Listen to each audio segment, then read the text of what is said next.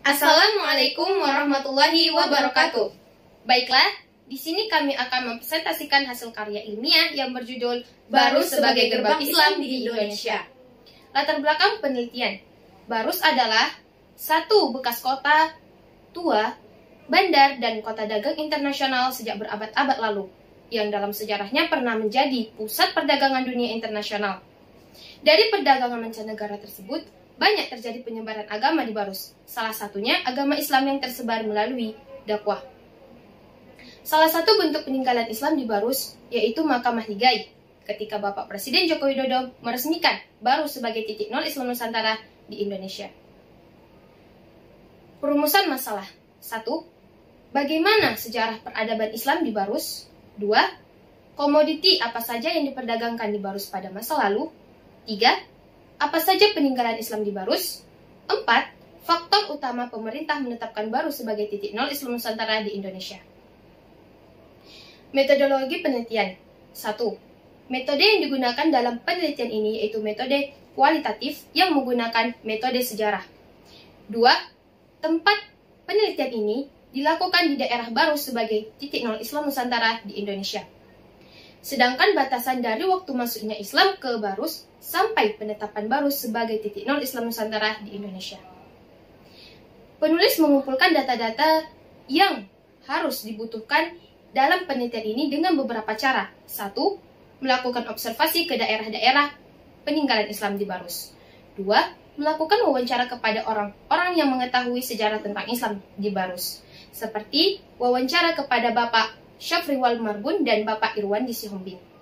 3. Studi dokumen. Melalui serangkaian metode ilmiah ini, kita telah mampu mengungkapkan secara objektif apa yang terjadi di Barus. Hasil dan pembahasan. 1. Jejak peninggalan Islam Nusantara di Barus. Dari hasil wawancara dan observasi kami terhadap Bapak Syafriwal Marbun, adapun jejak-jejak Islam yang ada di Barus, makam-makam kuno. Makam-makam apakah saja itu? Makam yang pertama adalah Makam Mahligai. Yang kedua, Makam Tuan Mahdum. Yang ketiga, Makam Ibrahim Syah. Yang keempat, Makam Papan Tinggi. Dan yang kelima, Makam Melayu Sigambu-Gambu. 2. Penetapan Barus sebagai lokasi awal penyebaran Islam di Indonesia.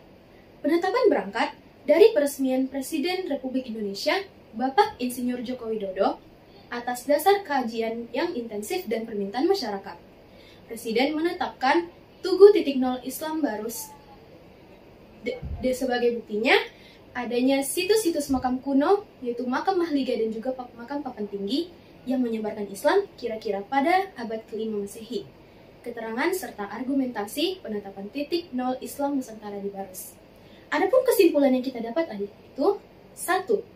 Adanya masuknya pedagang-pedagang Arab yang ke Barus. Yang kedua, perdagangan di Barus menjadi faktor utama adanya persebaran Islam, seperti perdagangan kemenyan dan perdagangan kapur Barus.